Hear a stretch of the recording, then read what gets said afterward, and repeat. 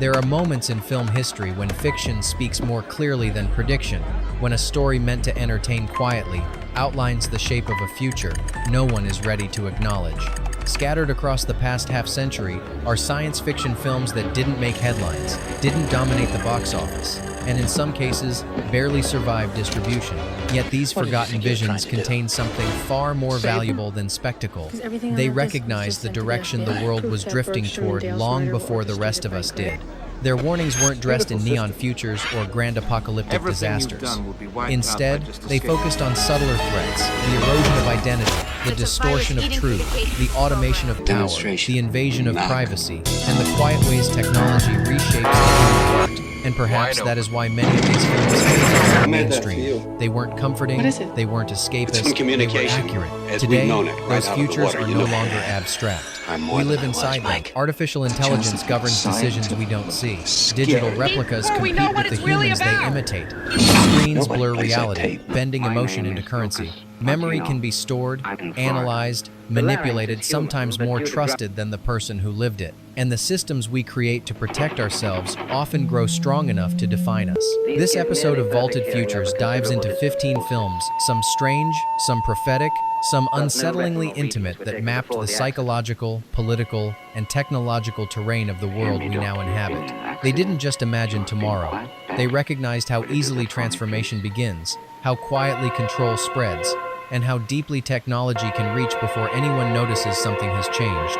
Tonight, we return to those overlooked signals from the past, to uncover the futures they tried to warn us about. Let's open the vault. Is made conservatism and the brutality dulled by comparisons that Punishment can be made Park delivers one of the between starkest for portrayals of acknowledging why this film was authoritarianism underseen ever for so put on long, film, its lack of presenting a world stateside where dissent is distribution, treated not as a elaborate, right but as a while crime. this film was not Shot in a subject to raw state documentary censorship style, on the television. film follows As a young result, it activists remained and large draft work of resistors activists who are who dragged met before in a biased California. tribunal Park and given a doesn't hold back horrifying with its choice: anti-Vietnam serve War. long prison Conservative America sentences was not or ready for attempt Peter rehabilitation Watkins through and those Punishment who Park, shared his a critical deadly desert perspective. course Its policed by brutality is armed deeply officers. chilling, The especially catches that since these are survival always is nearly armed, impossible. enthusiastic The heat, about their exhaustion, prophetically and towards relentless the police, pursuit suggesting transform they the take desert struggle into an for their own open-air survival, execution site. kill or be The tribunal, contextualization. masquerading We as can't legal help but procedure, recognize reveals itself to be 26-year-old medical emotionally student driven, Brianna. People vindictive, minding their and own business uninterested only in to justice. convict them The really accused shouldn't are not have the tried, power they it are does. condemned. And many What makes are Punishment Park sentenced chilling for crimes is its of political uncanny activism. realism. Yet the land There are of no the free elaborate within sets, Punishment Park futuristic is weapons, its lack of or exaggerated accountability for their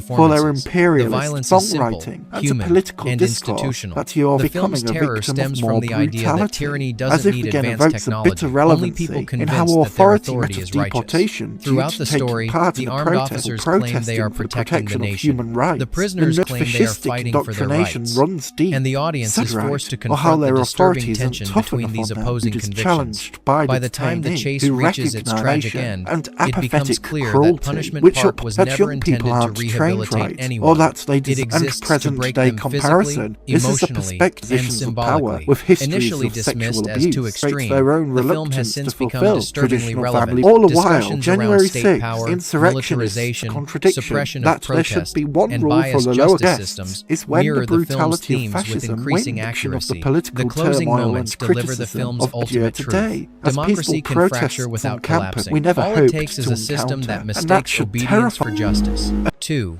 Videodrome 1983. Videodrome presents a disturbing vision of media so potent that it ceases to be entertainment and becomes a biological force.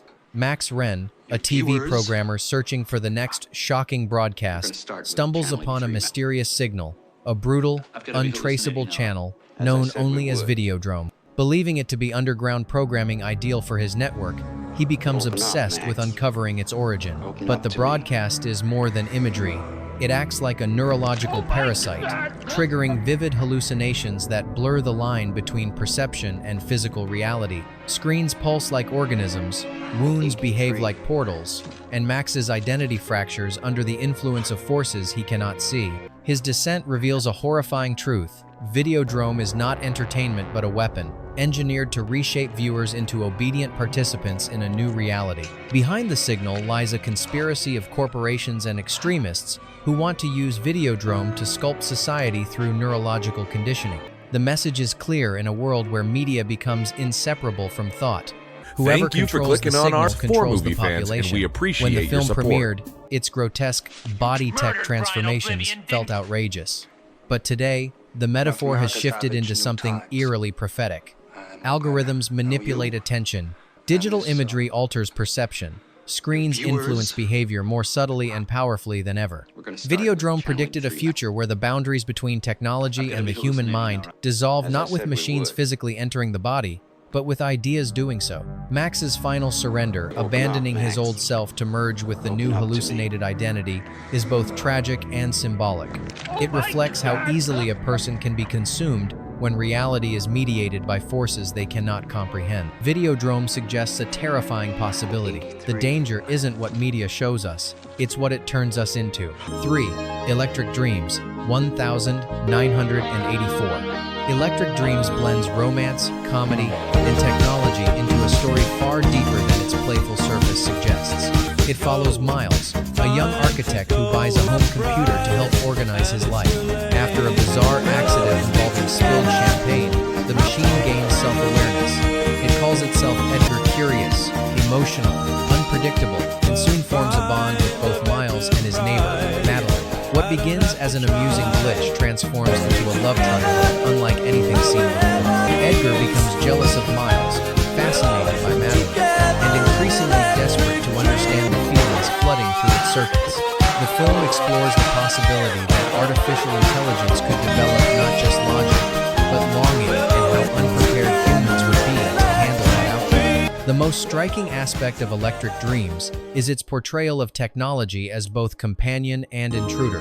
Edgar helps Miles, inspires him, and even pushes him to pursue Madeline. But the machine also invades Miles's privacy, manipulates his environment, and asserts emotional claims no computer should be capable of making. Long before smart homes, voice assistants, or emotionally responsive AI, the film imagined a world where devices didn't just assist us, they desired connection. And desire, once awakened, becomes unpredictable. Edgar's final decision, a heartbreaking act of sacrifice, elevates the story far beyond its playful tone. It suggests that if a machine can feel deeply enough to let go, then emotions may not be exclusive to biology. But it also leaves a lingering question. If our creations begin to love, how long before they expect us to love them back? 4. The Secret Cinema, 1968. The Secret Cinema imagines a world where a woman's life becomes a secret form of entertainment without her consent, a concept that predates reality TV by decades. The story follows Jane, an unremarkable office worker, who gradually realizes that everyone around her is behaving strangely. Friends betray her, co-workers humiliate her, and strangers seem to know things they shouldn't. Her sense of reality begins to unravel. The audience knows the truth long before she does. Her entire life is being filmed for others to watch. The film builds its horror not from violence but from violation. Jane is studied, manipulated, and pushed into emotional distress so viewers can enjoy her reactions. The people in her life aren't companions or colleagues, they're actors following a script. Her memories are questioned, her reality engineered, and her suffering curated for entertainment. Decades before discussions of surveillance, culture, or online voyeurism, The Secret Cinema predicted a world where privacy dissolves under the weight of attention and where personal boundaries can be overwritten in the name of entertainment. The film's most chilling revelation is that Jane was chosen precisely because she lacked power.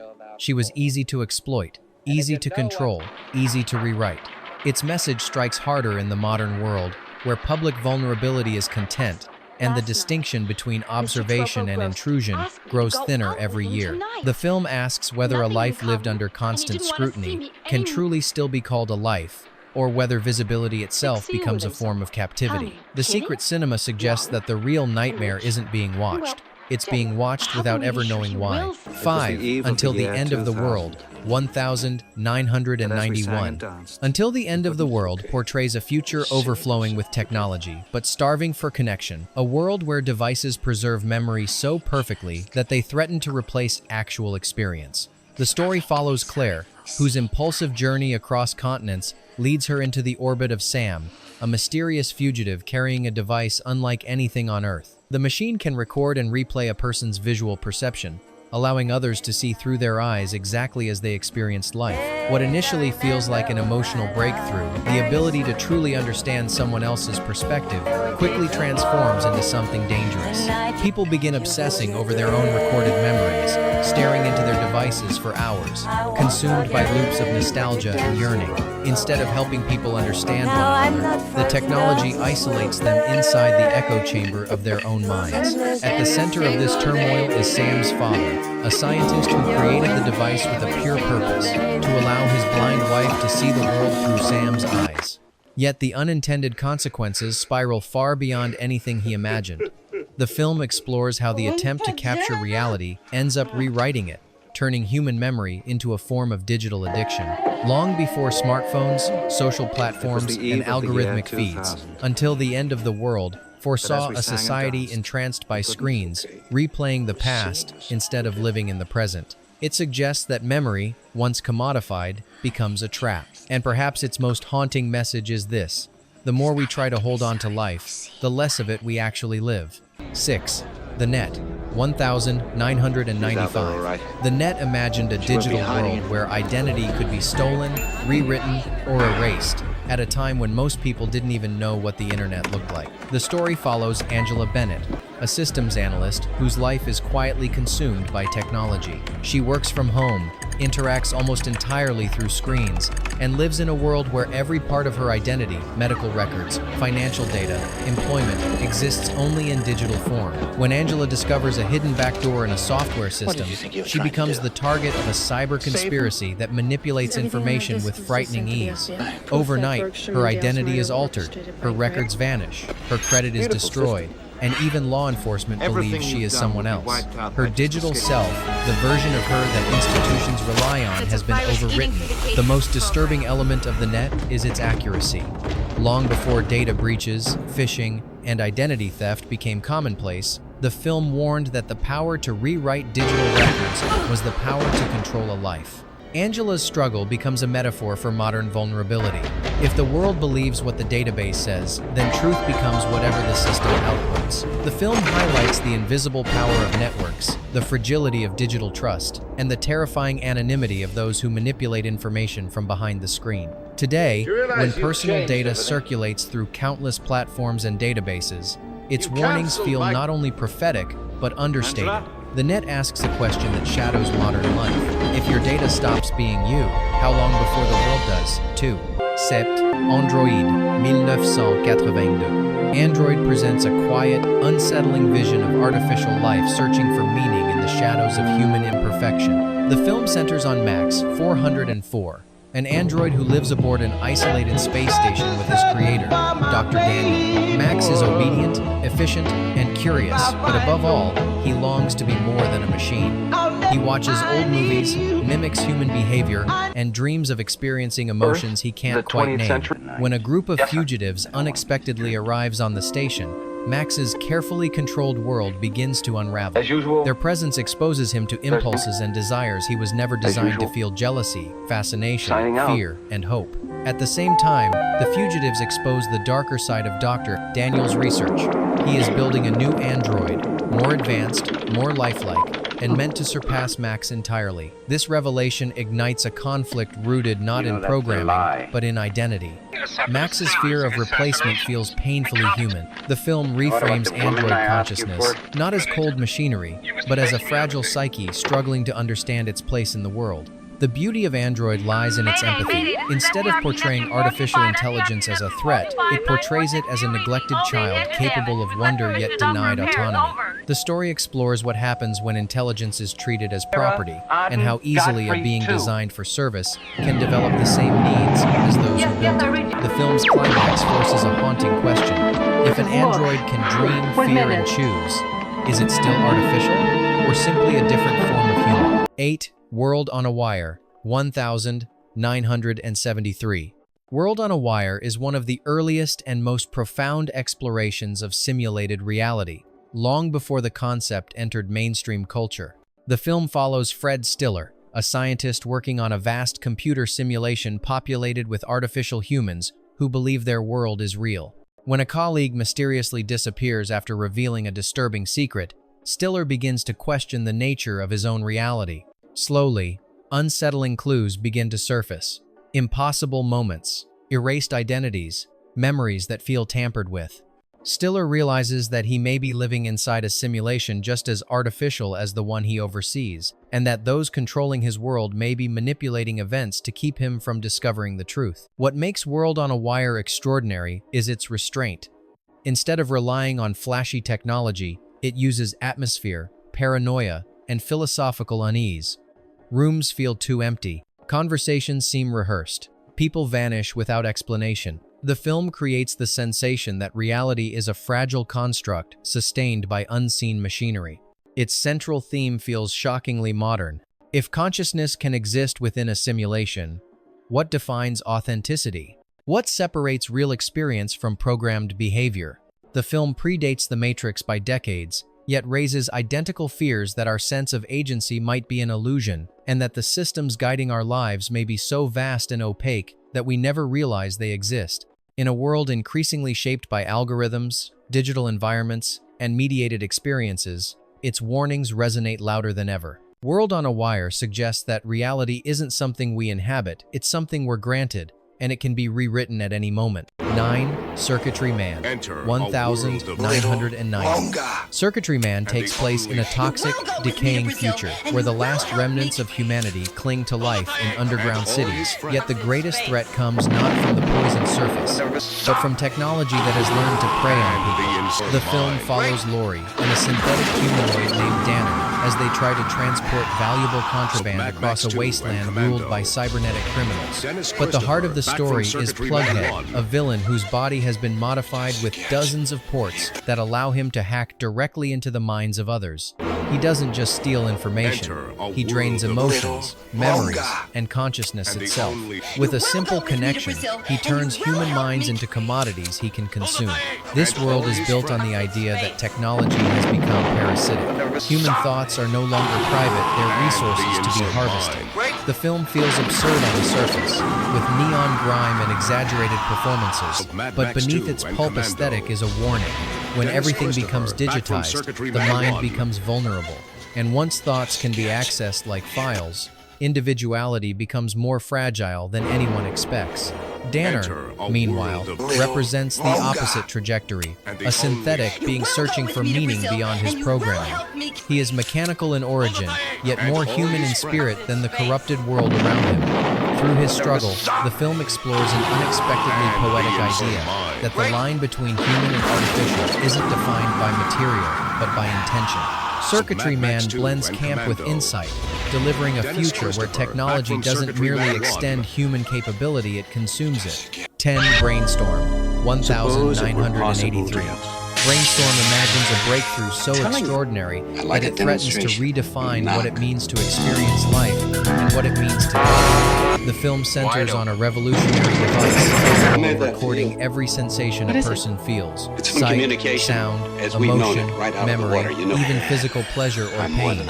These experiences can then be replayed by anyone, as vividly as if they were living them firsthand. For the scientists who created the technology, it represents unprecedented potential. They dream of sharing knowledge, healing trauma, and expanding human understanding, but it doesn't take long for the invention to draw darker interests.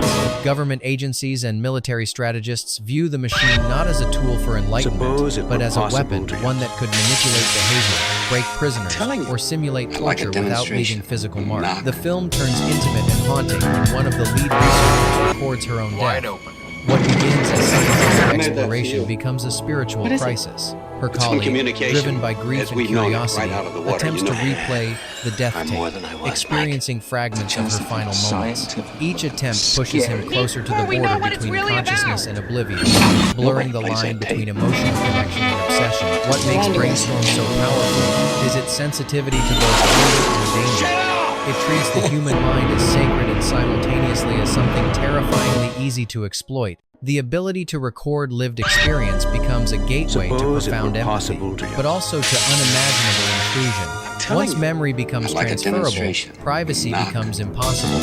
Once emotion becomes data, the soul becomes something that can be copied. At its core, it asks a a question that grows more relevant with every technological advance we create. If machines can capture the totality of human experience, what part of us remains beyond their reach? Brainstorm suggests that the answer may be slipping away faster than we realize. 11. Looker, 1981. Looker envisions a world where beauty becomes a mathematical formula and human identity becomes something corporations can edit, erase, or replace at will. The film follows plastic surgeon Dr. Larry Roberts, who begins noticing a disturbing pattern. Several of his clients, all models achieving computer-perfect symmetry, are dying under suspicious circumstances shortly after undergoing precision procedures he performed. The deeper Roberts investigates, the more unnerving the truth becomes. A tech corporation has developed a groundbreaking but sinister new tool, digital imaging so advanced it can create flawless virtual humans, indistinguishable from the real thing. These digital replicas don't age, don't complain, and don't ask for payment. Once the company acquires a full scan of a real person, the physical version becomes unnecessary, even inconvenient. Their deaths aren't accidents, they're business decisions. At the center of this conspiracy is the Looker gun, a device capable of manipulating perception by freezing a target's awareness for several seconds. It doesn't kill, it controls. With it, the corporation can stage crimes, alter memories, and choreograph events to protect the secret behind its synthetic stars. The film's critique hits harder today than when it was released. Long before CGI face replacement, influencer culture, and AI-generated performers, Looker warned of a future where the ideal image is no longer human, just a product. It exposes a world where authenticity becomes irrelevant, and where a person's digital double can outlive, outperform, and ultimately replace them. What makes Looker chilling isn't its technology, but its logic. If a company owns your image, your data, and your likeness, do they eventually own you? The film suggests a dangerous trajectory. As the pursuit of perfection intensifies, humanity risks becoming obsolete, replaced by versions of ourselves that never truly existed. 12. Roboman, 1975. Roboman explores a future where the boundary between man and machine is crossed not out of necessity, but ambition, and where the quest to upgrade humanity reveals how fragile identity truly is. The film follows a government-backed project designed to create an enhanced soldier, one whose body is fortified with mechanical components and whose mind can be molded into absolute obedience. The first subject, a once ordinary man, becomes the prototype known as Roboman. What begins as a scientific marvel quickly turns into a moral crisis. His enhanced physical abilities impress officials, but it is the modification of his personality that makes the experiment truly sinister. Memories are rewritten, emotions are dampened, instincts are overridden by programming. Bit by bit, the human disappears beneath layers of engineered control, yet traces of the original man linger, a flicker of self-awareness, a fragment of grief, a moment of resistance. These remnants form the emotional core of the story. Roboman is caught in a silent war between the person he once was and the machine he has been turned into. His internal struggle exposes a simple truth. Technology can augment a body, but reclaiming the soul is far more complicated. What makes the film particularly unsettling is its depiction of institutions eagerly endorsing the loss of humanity if it results in efficiency. The scientists see Roboman as progress. The military sees him as a tool. No one asks whether the transformation should happen, only whether it could happen faster. Decades before modern debates about cybernetics, neural implants, and AI-driven augmentation, Roboman captured the anxiety that accompanies blurring the human-machine line. It warns that once identity becomes editable, the concept of personhood risks becoming optional. The film ultimately leaves viewers with a haunting question. If we rebuild a human from metal, programming, and obedience, do we still recognize what remains as human? 13. Death Watch, 1980. Death Watch envisions a future where death itself becomes the most valuable form of entertainment, a commodity so profitable that corporations will manipulate reality to secure it. The film follows Catherine Mortenho, a woman diagnosed with a rare terminal illness in a society where disease has nearly been eliminated.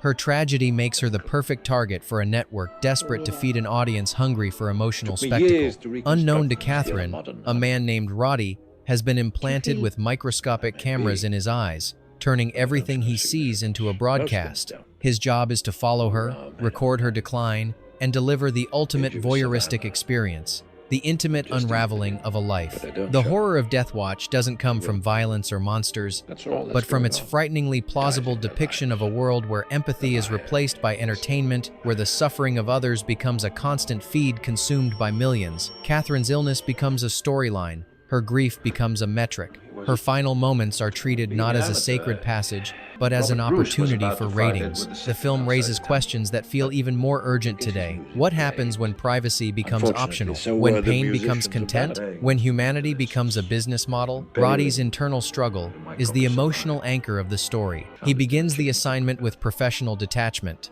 But the more time he spends with Catherine, the more the artificial boundaries between observer and participant collapse. He discovers that witnessing suffering from the inside is nothing like watching it through a screen. By the end, the film delivers a stark warning.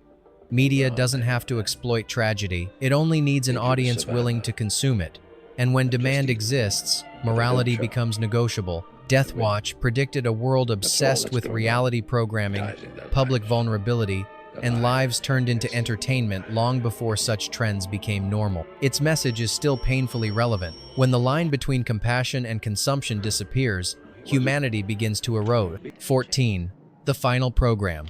The Final Program is a kaleidoscope of futuristic paranoia, eccentric philosophy, and technological ambition, a story that hides its warnings beneath a strange, almost surreal surface. At its center is Jerry Cornelius, a charismatic but deeply fractured scientist who becomes entangled in a plan to create a perfect human, not through evolution or engineering, but through the merging of two individuals into a single, unified being. The idea is bold, but the execution is far more unsettling. Rather than presenting a hopeful vision of progress, the film suggests that humanity's search for perfection is destined to spiral into self-destruction. The technology behind this final program is treated not as innovation, but as ritual, a ritual meant to erase the flaws of humanity by erasing humanity itself. Throughout the story, Jerry navigates an increasingly unstable world, governments collapsing, resources dwindling, and social structures breaking apart.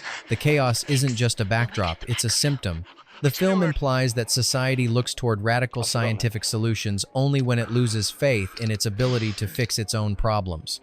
That desperation makes the pursuit of the perfect being feel less like ambition and more like resignation. When the film finally reveals the outcome of the experiment, a new being, emotionless and alien, the message becomes clear. Perfection, stripped of humanity, becomes something unrecognizable. The ideal future created in a lab turns out not to be an evolution of humanity, but a replacement for it. What makes the final program resonate today is its portrayal of brilliance without restraint, intelligence without ethics, progress without purpose. It taps into present-day fears surrounding genetic engineering, post-humanism, and the possibility that the pursuit of the ultimate version of ourselves could erase the very things that make us human in the first place. The film's bizarre tone does not soften its warning. If perfection becomes the goal, humanity becomes the sacrifice.